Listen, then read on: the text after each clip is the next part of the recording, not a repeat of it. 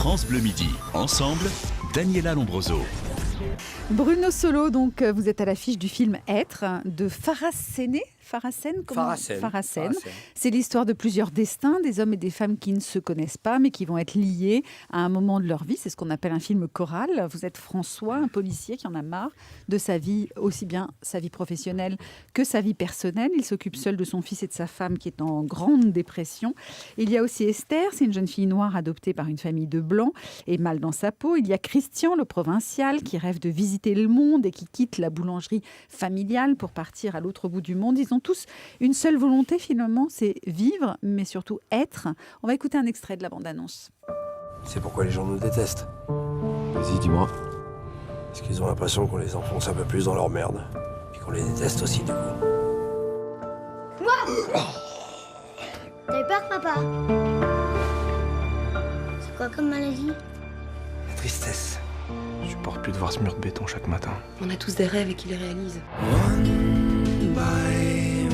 C'est quoi la prochaine étape du voyage? Là où j'ai toujours rêvé de vivre. Faut plus que tu sois triste. Papa aussi, il est devenu triste. On rigolait bien avant. T'as pas peur de partir à l'autre bout du monde? Si on fait pas quand on est jeune et libre, on fera quand?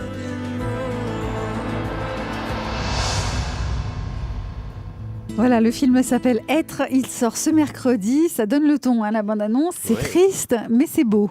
Bruno Solo. Parfois ça va ensemble, c'est triste mais c'est beau, mais on peut être gai Et moche. Ça peut être... Non, tout à fait, mais gai et beau aussi. Mais oui, il y a une tonalité qui est effectivement assez grave dans le film. C'est des gens en fait à qui on a toujours dit que leur destin était tout tracé. Effectivement, parfois le destin est tracé, mais on peut, ce film fait la démonstration qu'on peut, si ce n'est l'enrayer, en tout cas un petit peu le bouger les lignes. Et c'est vrai qu'il y a une expression que je déteste, mais qui est souvent employée, c'est celle qui dit « quand on veut, on peut ». C'est bien beau de le dire, parce qu'il y a des gens qui veulent toute leur vie et qui ne peuvent jamais. Dans ce film, on nous montre des gens qui tout d'un coup, effectivement, vont pouvoir, parce qu'ils ont tout simplement voulu très fort. Avec le hasard qui bouge les lignes le hasard, aussi, évidemment, parce et les que fils sans invisibles. dévoiler tout ce qui se passe, mais il y a beaucoup de fils invisibles, finalement, leur volonté ne les mène pas... Pour certains, ça va être une révélation, voilà. Pour d'autres, ça va être dramatique, effectivement, parce que quand on bouge les lignes, effectivement, on prend les risques de s'exposer à un destin un peu moins tranquille que ce vers quoi vous étiez destiné. Et voilà, et le film parle de ça. Alors effectivement, il est d'une tonalité plutôt sombre, mais il y a une belle lumière dans le film, dans le sens où effectivement, certains personnages vont pouvoir enfin s'accomplir. C'est pas tout à fait le cas du mien, mais ça va être le cas de beaucoup d'autres. D'ailleurs, je pense même que le mien est le seul qui va tirer de cette aventure. En tout cas, pour lui, ça va être dramatique. Pour ceux qui l'entourent, ça va peut-être être une renaissance. Être positif. Bruno Solo, donc vous êtes flic dans ce film.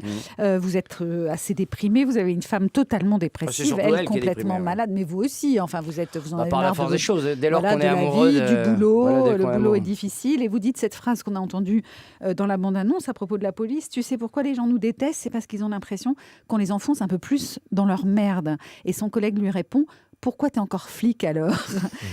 Est-ce qu'il a vraiment le choix? C'est vrai que l'ordre, la loi, le respect de loi montre à ceux qui vivent difficilement qu'ils sont vraiment dans la merde dès qu'ils essayent de franchir des lignes. Ouais, et puis surtout que être flic au départ, c'est un sacerdoce, c'est une mission extrêmement noble. Je rappelle quand même que le terme usuel c'est flic, mais le vrai terme c'est gardien de la paix. C'est quand même il y a une noblesse dans cette mission-là, et je pense que certains policiers s'engagent dans cette idée-là. Garder la paix, entretenir des relations, un tissu social et entretenir des relations avec les gens.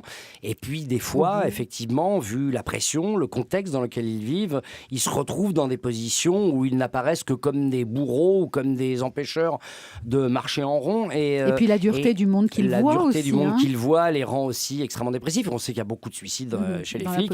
Et voilà, lui, il se pose des questions. En même temps, est-ce qu'il est capable de faire autre chose? Donc, il va plutôt s'occuper de ce qu'il aime autour de lui, de ce qu'il aime lui et de ce qu'il aime autour de lui, voilà, son fils, sa femme, et pour essayer de l'en sortir, il se dit que c'est la dernière mission qu'il peut encore remplir. Il vous arrive, vous, dans votre métier d'acteur, de vous poser des questions comme ça, est-ce que vous aimez encore ça? Est-ce que vous avez encore envie de faire ça? Vous savez, quand les certitudes, c'est ce qui empêche d'avancer, il n'y a que le doute qui vous permet d'avancer. Donc moi, j'ai pas de certitude, mais en tout cas, j'en ai une seule. Si je demande d'avoir une seule, c'est que j'ai jamais voulu faire autre chose que ce métier et que je le ferai, même si on m'empêche de le faire.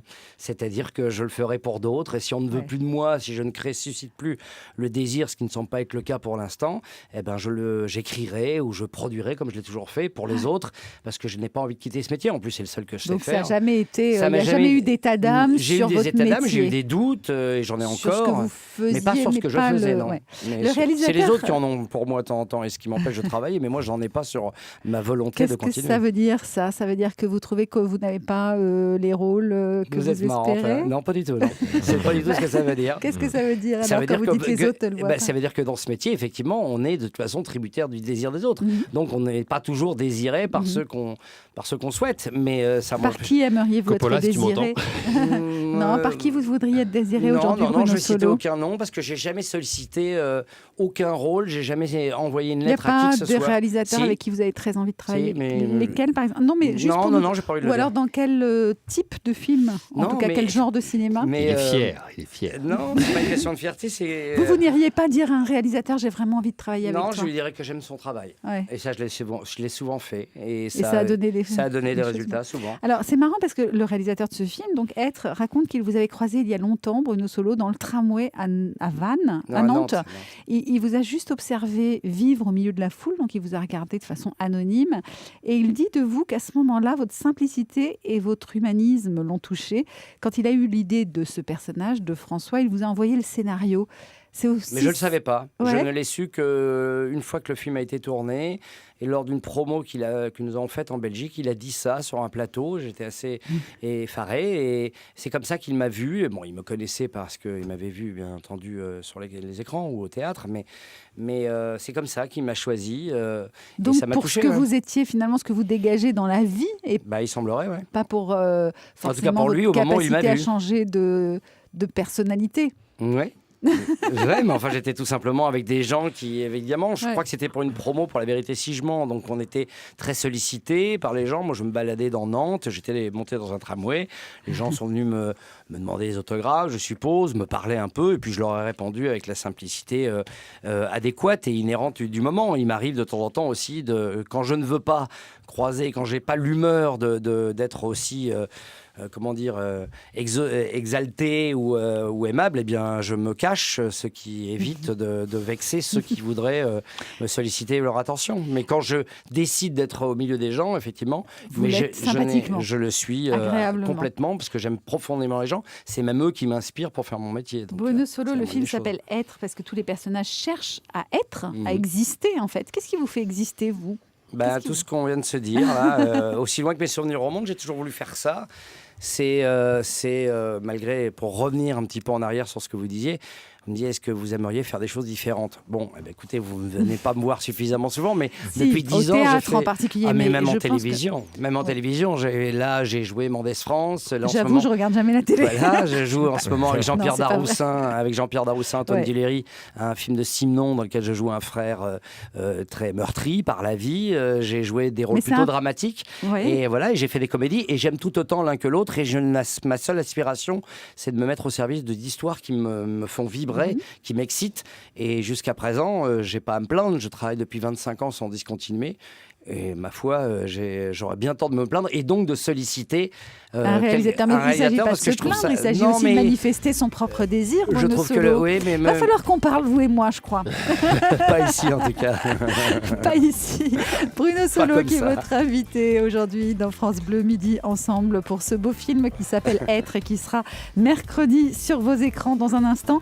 Il ne sait pas bien qui il est, mais nous, on sait qu'il imite toutes les voix à la perfection. C'est Thierry Garcia. À tout de suite avec Allô les stars. France Bleu.